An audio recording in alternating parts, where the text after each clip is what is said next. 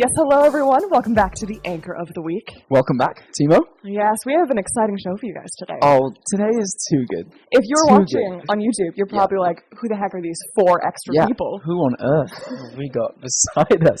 Yes, but before we get into it, we are continuing our series Yep. on the World Wide Web, the internet, technology, Yes. how it affects us, and what we are going to do about it. And today we have a panel, Yes. don't we? Yeah. It's like a panel gig, yeah. It's We've a panel got- gig. It's exciting times, yeah. 4 people who also happen to be 4 of our very good friends. Yes. So, should we just say, brace yourselves from the beginning? Oh, yeah. Oh, because it's Because- going to get juicy. It's gonna get juicy. That is the Yeah. word of today, apparently. Yeah, it's the And thing. I don't know if I should say you're welcome or I'm sorry, but Yeah, who knows? Yeah. But, yeah, so generally we just we've got 4 different people from 4 completely different angles and perspectives. More just like they're involved in different areas Yeah. of, I guess, the World Wide Web or it's social your media. everyday user, if you will. Yeah. Let's do a brief background on Yes. each one. Let's take turns. Yeah, are we gonna do Zach's team or my team? Let's do my We team. don't have My- teams, but we kind of have teams. Yeah, we do. My team over here. Sammy, let's start with you. What are you involved in, and kind of how do you even use social media? A little brief. Yeah, I really didn't want to start, but okay. I'm Sammy, a big fan of podcasts. Yeah, can I interject? I know you literally just started talking, but this is the Samantha. This is the Samantha Vogler. Yes, hello everyone. The big fan. A couple episodes back, we literally talked about her for 5 minutes. Just grateful for her support. I don't want to make you guys feel bad, but yeah, this is her, the elusive Weekly Samantha. watcher, Yeah, heavy influencer. she is. And But, continue. Yeah, I'm a hairstylist, so I use social media and just the internet a lot as like a portfolio kind of thing. That's a huge part of the hair industry in general. It has really come up as you don't really call, you DM your hairstylist now. You find out the new trends on social media. It comes from all over the world, so it's a good time. I use it personally, but also as a portfolio. So big fan. Thank you. I am Lord Alec Nave of the Scottish Highlands. Can you please explain to people what that actually means, and that no, we're not in the presence of royalty? You are. Okay. Anyways, But honestly, what does that mean? in Scotland there was a nature conservation program where they offered if you buy a plot of land for some odd dollars, they would. If you bought a plot of land, they'd plant a tree on it. They would officially make the land yours, and they would give you the title of Lord. So you bought your title. No, my brother did for me. But yeah, so I'm Alec. I'm literally just a casual user. I use it for nothing else other than to laugh. Of social media. Of social media. I do believe that social media is a bit of a hellscape, but like in a fun way, you know? Like you just go there to feel terrible about yourself, but sometimes it makes you laugh, and that's what you use it for. Anyways, yeah. Love that. Yeah. No, it's good. This is good. Already spicy. Yeah. All right, now It's gonna get good. introducing my team. Your side, yeah. We're going to start with Perry. Sorry, we've been taught how to take the microphone from each other, so I'm practicing my technique. First time on podcasts. Here we go. Kind of similar to Sammy, we actually work in the same place, but I work on the side of coffee. So obviously social media for trends, the same, promoting the business and things like that, but also in terms of like communicating with suppliers and things like that. Like I need to do a lot of ordering through online and through different online portals as well as emails. So that's a big part of running a business. You have a lot of giveaways. I forgot about that. Yeah, Instagram giveaways are not a scam. I've won 2. So yeah, that's really interesting. But yeah, I mean, social media, the internet, yeah, use it all. It's a necessary evil, in my opinion. But, yeah. Wow. Okay. Yeah. Wow. Necessary evil. Good. I'm Josiah Ackerman. I'm also technically a lord, with the exact same scenario as Alec. My brother bought me a square foot plot of land in the Scottish Highlands. That was my question. I was going to say, did you Yes. buy your title? No, I did not. My brother did as a joke for my birthday, but mine came with a nice knitted scarf. So I have like a knitted scarf for the colors of the Highlands. Wow. Did you get that? That was a no, by the way, just in case. I guess I got some perks with So- mine.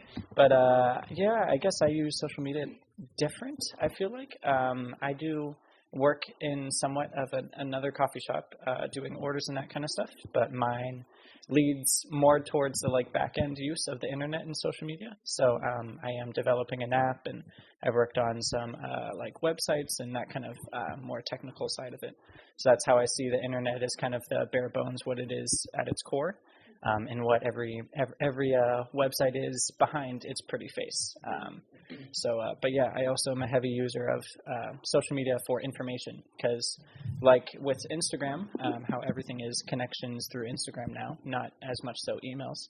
So is like Reddit for information, or other social medias where you can get access to people who are experts without having to jump through all the hoops. So yeah. Brilliant, yeah. Sick.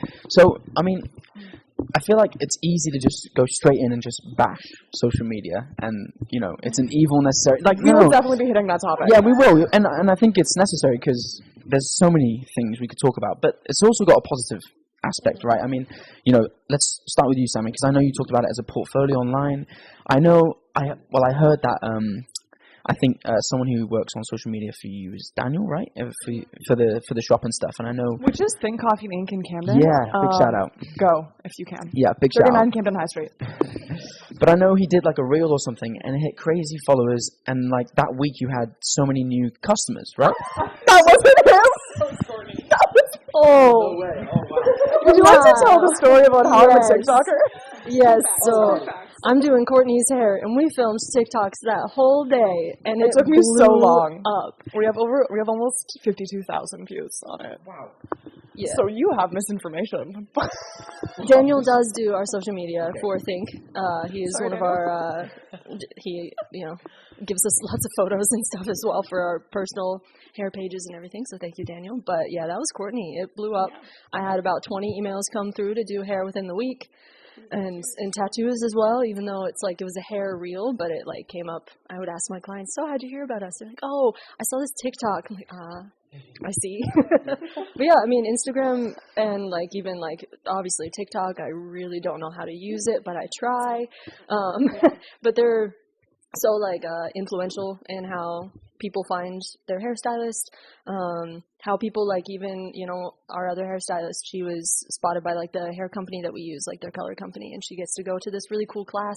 So it's like, even the businesses are on there looking for other stylists that use their brand. So you can be a brand on there, you can be a hairstylist alone. So it's really good for like connections, because I mean, as a hairstylist, all I care about really is connections. So that's pretty much what I use it for, really. It's kind of interesting because, well, it's very interesting, not kind of interesting. But if we're talking about, okay, like, it's great for you because everyone's on social media. And we're talking, I guess, in the sense of how it is affected, like more connections. But, okay, it's reminding me of the modeling industry, actually, and how, like, a lot of models won't book jobs unless they have a certain amount of followers, right? So it's everything is on the platform. In one way, it connects you to more people, right? So it gives you more exposure. But do you also feel like, in a way, that it's, like, almost diluting the quality? Or, like, this could be, like, up for, because, over-sensory, but also, like, the connections, and are they actual genuine connections? Because before you used to have to go and hustle, but, like, face-to-face, and there would be, like, that relationship. Yeah. Do you think that that's something that's missing in social media? You definitely run the risk, especially, I mean, I can really only speak through the hair, like, scope about it, but, like, as, you have those hairstylists that have, like, over 100K followers. Like, they're so famous on there. And then you have like me.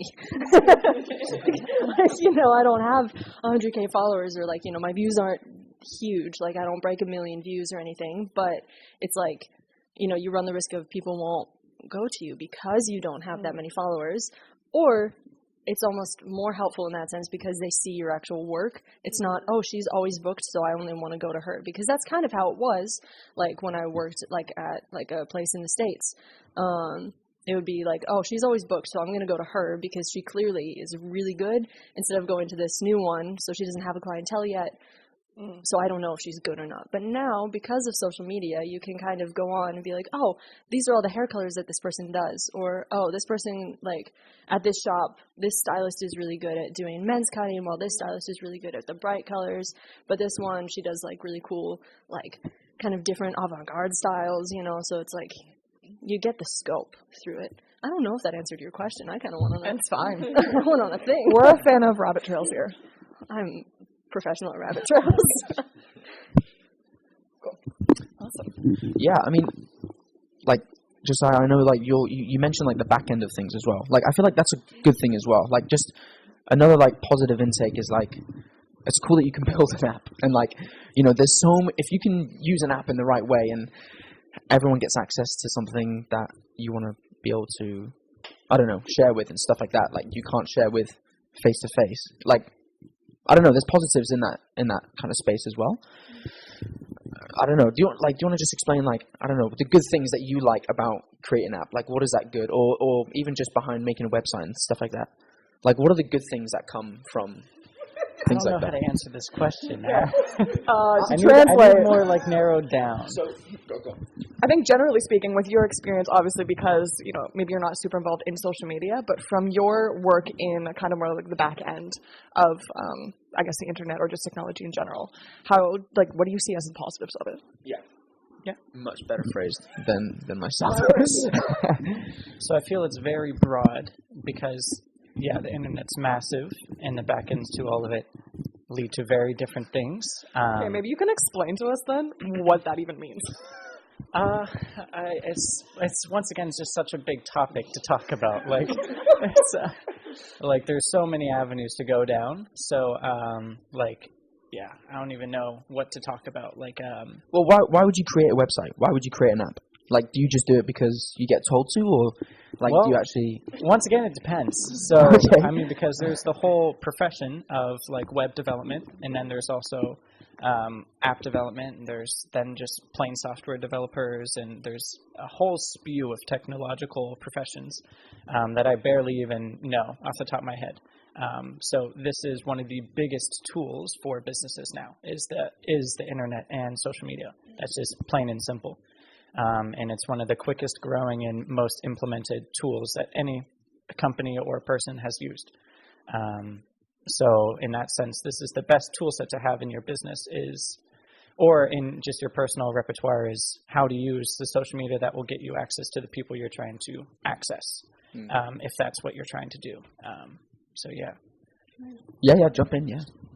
No, I was just thinking because like my sister is a actuary, which means that she does like financial risk assessment. But I remember in her like university courses, she had to learn coding to understand how the programs that they use for the financial risk assessment actually work. Right. So she literally sat through 2 semesters of coding class, which is basically, you know, what you do to build a website, Yeah. to actually understand what she was doing and how the numbers come together and all that sort of stuff. So it's crazy how even that technology that builds websites and apps and things, even like you need to learn it sometimes in many different careers and different spheres of society. Yeah. What about, like, just seeing as you've got the mic? Oh no. You did this to yourself. I did. I mean, just running a business online, not just online, but like obviously the online space and stuff. There's got to be some positives, surely. Well, yeah, I mean, Has it helped grow the business and things like that, do you think? Or do you think it will? I think it depends. That's a good question. No, because in terms of cafes, right, it's a little bit different than hairstyling. I feel like we've got a good combination of both. And the tattooing aspect as well, I feel like it's a little bit more similar to the hairstyling. But in terms of coffee shops, you get both. You get the people that have seen it online, or they've seen somebody there on Instagram, or they've seen the reel on TikTok and they come in. But you also get the personal, like, foot traffic. So you get the people that walk by, they see people inside, and they're like, oh, that looks kind of nice, maybe I'll stop in. Or they pass it, and then they look at the Google reviews, which necessary evil. Yeah, so you get a mix of both, honestly, and so I wouldn't necessarily say that we depend on social media for like advertisement, but it is a big tool for sure. And you kind of need it, right? I mean, Yeah, yeah. definitely, because people look for that. Yeah. I feel like it's the sense that, like, if your business is on a street you have access to the people that have access to that street. And when you're on the internet, you are opening the street access basically to a massive webbing of access from people. So you instantly put yourself into a new map where people can access it a lot quickly. So if you know how to utilize that, then it's great. I mean, I know even personally, like we live in London, it's like massive city, and I'm always like, I don't know where to go. But my Instagram feed, like on my personal page, has all these like little reels now of businesses utilizing it, or there's like specific influencers that only go to like other businesses. Like, yeah, that post these like little reels of, oh, this is like this cafe, here's their floor, like here's their ceiling, here's the food that they serve, and it's like quick, shows you the location, and then that's it, because it's like, you know, the attention grabber. But it's crazy how businesses are utilizing that, but also partnering with like other people that's like their only job is like just to go to cafes and restaurants and like, you know, wherever it may be in London. It's fascinating. Yeah, how do I get that job? It's a great question. We haven't heard from Alec. I think he's been nice and quiet in the. He has, yeah. Yeah, I think as a user. No, but this is good. Like, and you said something straight in there. Yeah. What was it? What was it? Hellscape. Yeah. Yeah. Talk us through it, mate. Because I mean, just as a normal user, just yeah. Yeah, so devoid of any of the business ends. Like, to me, like, social media is like a love-hate relationship, you know, where, like, I download it, like, I'll delete it because I've been on it enough that I hate myself, and I'm like, enough's enough, and then... Why does it make you hate yourself? Because it's designed to make you hate yourself. Like, Elaborate. Instagram exists on a personal level to give people FOMO, you know? Like, a lot of the time when I'm posting on Instagram, it's like, oh, because I know my friends back in the States are going to see me at Tower Bridge. Oh, look at me just living the nice London life. Amen. Amen. But like that's the other part of it is how did they start? So how the social media started into then how it was worked into the new business models that came from it. Yeah. Like the business of ad revenue and data mining and sharing, that's laced in the entirety of social media. Like that changed the whole floor for how social medias are shaped nowadays. Like how Facebook was an innocent connection chat for the Harvard students, right? And then it I saw the social network. I believe it was started as a way to rate girls in Harvard, if I remember correctly. You know, we just...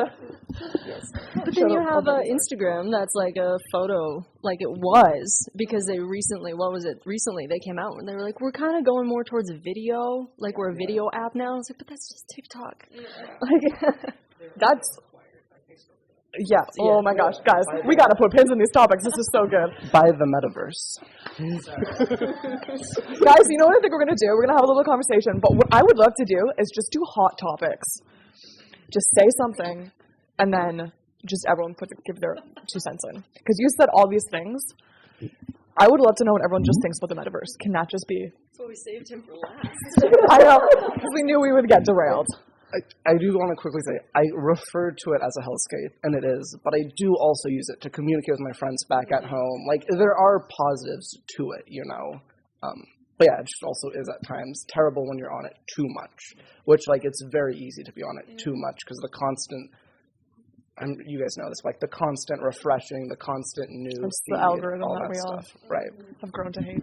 I mean, okay, but just real quickly on this, just before we move on to something else, like, sure, Instagram we use, but again, it's like it's you using social media in that way, right? So the problem isn't social media; it's the fact that you're using it in that way, right?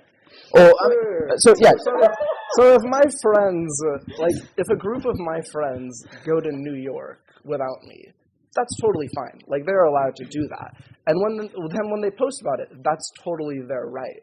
But just my human nature will be, oh, I see all of my friends in New York City, and I'm like, oh, I wish I was in New York City. Like, that, they're not doing that to give me FOMO, but just by having access to seeing all my friends doing this that I'm not doing, you know. And that's the exact thing. It's an unnatural access to information we wouldn't have. Yeah. And this alters how we interact with information around the world. Like, before the internet, how would you know if there was a bombing or an attack over in Afghanistan or who knows where, right? Mm-hmm. You wouldn't until it found its way through whatever media outlets were possible at that time. But now it's almost to the minute. You know what's happening across the world, and how does that just completely alter how our brain interacts with things? No one would have known whenever they started implementing this in social media. Yeah. But it is kind of the pattern of the world. I took the other team's mind. Right? We think globalization, right? And this is something, it's making the world smaller. And this has started with planes, for example. Like, this has been, I feel as so like a natural progression through entire human history, right? This idea of globalization and trying to, what we were taught, bring people together, whether or not that's actually true.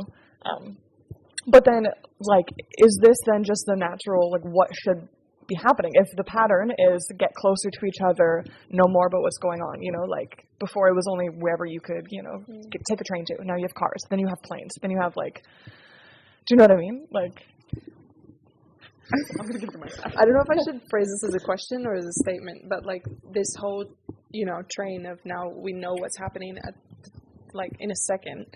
I wonder, or I can see that it, in some senses, especially Western cultures, it really bulks up our, like, hero mentality, like, because we know what's going on and we know that, like, how we can be involved and all that sort of stuff, which isn't a bad thing, but also having so much access to that, does it start to numb us out to everything that's going on in the world? Like, because I think we can see a lot of numbness to problems, or like we see so much negativity and all, well, not just negativity, but like things that are real problems and real struggles, but because we see them all the time and we know about it so easily, are we becoming more numb in that sense? And I think that translates into all social media as well, not just news.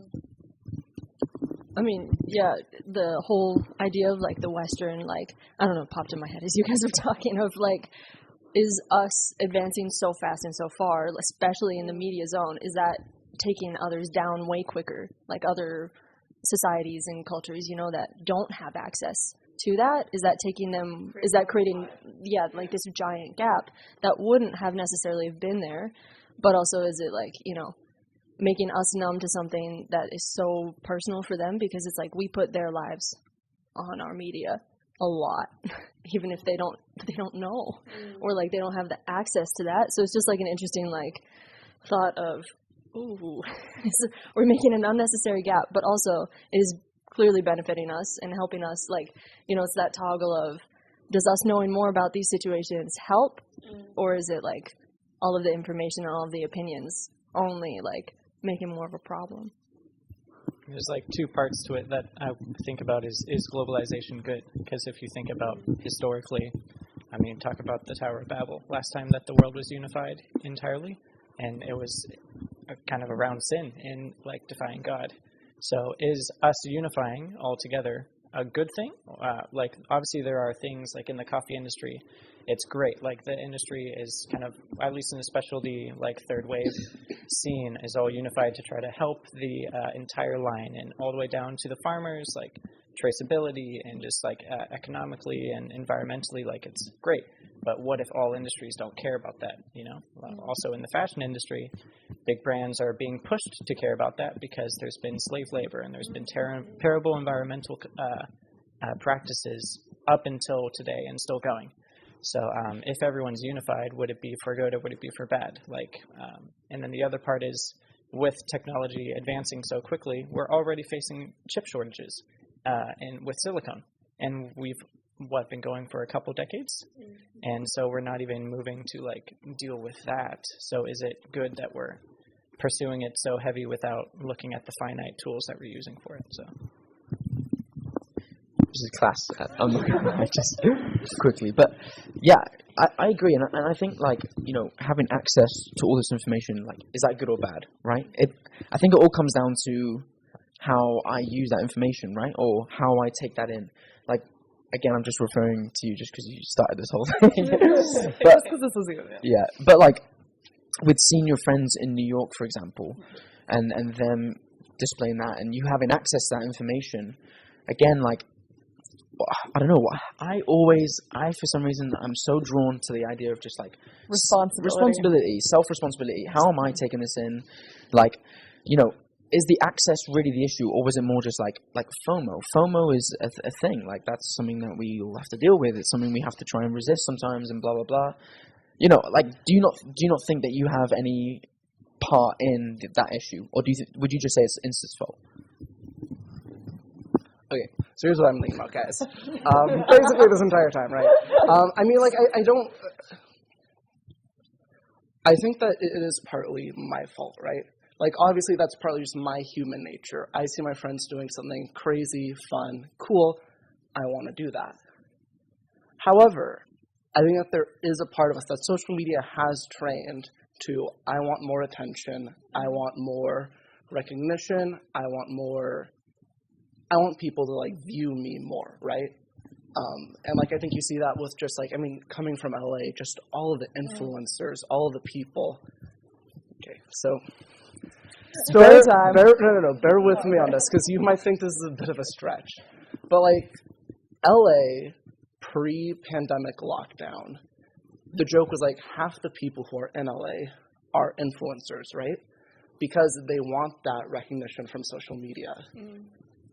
Then the pandemic hit, and it became a lot harder to go around and do that. Now the joke is that, because they want people to see them, they want people to love them, they want that. Now the joke is that half the people in LA aren't social media influencers, but are OnlyFans stars. What's the pipeline that takes you from wanting that recognition of Instagram to, I'm literally Selling yourself. Yeah, selling myself online, exposing myself fully to continue to get that? Is it just the allure of money that draws guys and girls? Like, I don't want to be like, oh, like, everybody's doing this.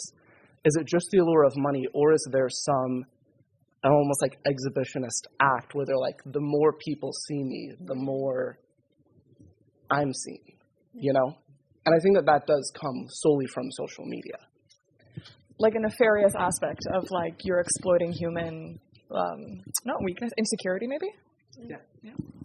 Well, but also, are we treating social media interaction as actual human interaction is the other part of it. And that's where a lot of people don't understand that you're not going to get the same fulfillment from a text than you are with an in-person interaction with someone. So that's another thing that everyone's been slapped in the face with in the pandemic. So I think Sammy has something to say now.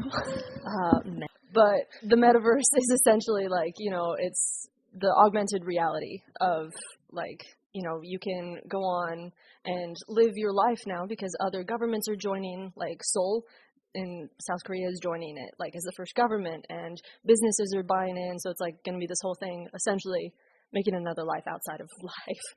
It can be used for so many different things, games, but also paying your bills at the, you know, at your job or whatever, if you can't go into work, you know, all these things. But it's like the train of, not saying OnlyFans, it's not like that extreme of it, but the fact that we're searching for, like, community when it's right in front of us, but we're just going deeper into this, like, you know, so we go into Instagram, we scroll for a while, and then then people, you know, go into the OnlyFans or the Patreon or, you know, all of these different things that we're still looking for community, but not with what's around. And then going into the metaverse, would that be the next step of that, like, of that pipeline, as you were saying?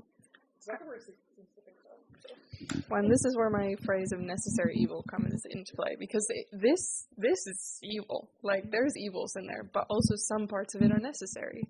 It's like money. Like, money can be evil, but also to live in the generation that we are now, money is necessary. And it's the same with the internet, social media, and just all of this, like, this whole thing. It's crazy. So yeah, explanation. You're welcome. This is literally the plot of Spy Kids 3. But, like, even, I mean, the benefit of, like, the metaverse, and as you were saying, it's a necessary evil, but, like, even the benefit of why, like, I was reading the article of, like, when Seoul announced that they were going to do that, is because then the elderly that can't go in to pay their bills, or that they can't go in if they have a problem with the, you know, all of the buildings of the government, you know, they can't go there or they can't go to these hearings. It allows them to do that, or people that are handicapped that can't make certain events. It brings them in. So in that sense, it's really great because it allows people that have been isolated by a fast-moving society to be incorporated again, but also, is that really the society? Like, now we're splitting it into two.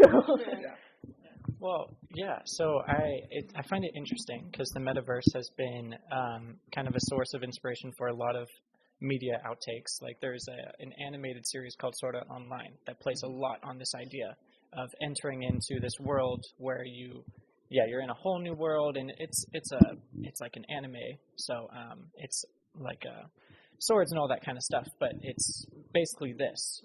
But you can like feel everything that's happening in this world and everything.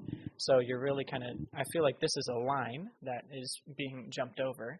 I honestly don't know if it would be more good or more bad, but it does make you question, like, will you be able to have like true interactions with someone in this augmented reality? Because it's a reality overlaying your current reality. So you would be able to interact with someone like truly in live interactions without leaving your room, which is great for someone that might be paralyzed. But are we then just kind of robbing ourselves of real interactions? But then again, is it like that much of a trade-off? It's a very interesting thing to me, and I'm curious how it's going to be implemented. But I strongly don't want Facebook to be the one that controls it because their intentions are bad. So, sorry, Meta Incorporated. Can we talk about that? This is name change. Also, the plot of Ready Player One. Yes. Oh, yeah. Well, this is really interesting because we're all like, "Whoa, like this is crazy," or like we watch these movies and we're like, "Oh, haha, like that's so fun, that's so entertaining." But like, this is our life, and what they say is everything like all of this, like the technology that you see in movies is what, like 5 years behind like where we actually are. You know what I mean? There's something that said that. Yeah, so when you watch like movies and stuff with the FBI and all their different like data analyzed things, well, and we think it's so cool, well, they're actually 5 years ahead. Yeah. And it's like this with the metaverse. You know, we watched things like Ready Player One. That's what it's called. I never watched it. But, you know, and we're like, well, that's crazy. But then here we are in 2021 when this could literally become our reality. The art is prophetic, so I'm just going to leave that there. Yeah. So, okay. Alec, in fact, I think there's a couple people here, but I think we're on the same page. I think I 99% agree with. In fact, I do agree with what you guys are saying. It's just part of me is very reluctant to just be like, Instagram, you're at fault. Facebook, you're at fault. Meta, sorry. Oh yeah, sorry. Yeah, sorry. Meta, you're at fault. Like, I guess I'm just very like, I feel like it's easy to use that as a scapegoat and just be like, that's the issue. Like, and don't take responsibility on. And you just highlight everything that they're doing, and we don't ever highlight the things that we need to be responsible for. Yeah, so I mean, like, I'll just use, like, my own life. Like, when I was in, I think, late middle school or early high school, like, I remember, like, Instagram was, like, the craze that everyone was doing. And, like, certainly, like, yes, a lot of how I handled that is on you. But you're also telling literally children who are just now getting access to being able to see everyone else. I mean, like, for me, it came out late middle school, early high school. My youngest brother grew up with Instagram, you know? Like, he always had it. It's been trained into him, you know? And, I mean, I think that as you get older and mature, certainly, yes, you realize what it is, and it's no longer about, do I have more followers or not, you know? What are my posts like? I mean, not for everyone. For a lot of people, it's like that. But, like, I think that, like, on a level, you can begin to take responsibility. But when from a young age, you're being trained just through this brand new form of human interaction, I think it becomes very negative, and it trains you to constantly be looking for that validation. You don't have that awareness yet of, I can shut this off. And I know Josiah has more to speak on, like, the actual technical side of that. Yeah, because the social media is built by a conglomerate, or at least it's now maintained by a conglomerate. Not always started, as we know, like most of them had humble beginnings, or like TerraVision, which was the predecessor to Google Maps, was started by a bunch of these really cool artists and nerds in Germany. If you know about it, whatever, look it up. It's great. Sure. So, from humble beginnings, it turns into a very different beast. So, in the end of it, you do have control of this tool, Instagram. You can delete it from your phone. You can delete the front of it from your phone. There's still parts of it underneath that are still tracking you, and then you don't have to deal with it anymore. But when you're on it, are you going to just delete it, like, or are you going to keep using it, and or more so, it's going to continue to use you to have you be sucked into its flow? Okay, also quickly, can you just talk about, what was it, like human Analytics yeah, and thank you. telemetry data. So That. yeah, behind all of this, there is a business for ad and your personal information. And it's like not even just, oh, you were born in Kansas. Like it's how you're typing. What apps are you typing into? What's in your clipboard, which is this, it passes through all the apps. Like when you copy and paste something into a browser from an app, other apps can see what you're doing. They publicly say in some apps, like, give us permission to track third-party apps, so apps that aren't them that are also on your phone. So there's all of this that is underneath this all. So it's a giant mess that is never talked about. And I think this is actually a perfect way to kind of tie it all in because, It is, yeah. I mean, I think we need another episode, to be honest, on like the back end. Of, Pending. Yeah, episode pending. Just Ackerman, wait for an email in your inbox. But basically, guys, thank you so much for this. We really do have to wrap it up. And it was nice to just talk to you guys. And I think there's So good. so many things that maybe we even left unsaid or kind of open-ended, but that's how it should be, right? Conversation. Yeah. And we've just dived into different areas, and that Yeah. it's been class. Yeah. It's amazing. Thank you guys so much. Thank you so much. Yes, as always, it's so great to have people on, to have our friends on, and we encourage you guys that are watching, if you have friends, have these conversations with them. Yes. And if you don't have friends, make some friends. You can borrow ours if you would like. Otherwise, see you next week Yeah, we'll see Yeah. you next week. Find us where? on the Anchor of the Week on Instagram. And we are transitioning Speaking about it. into Oh, yeah. our own YouTube, yeah. the Anchor of the Week, so make sure you're already following that, because at the end of this series, we will no longer be posting on Hope and Anchor Community Church. Dun, dun, dun. Exactly. Anyways, guys, Brilliant. Have a good week. it's been amazing. See you later.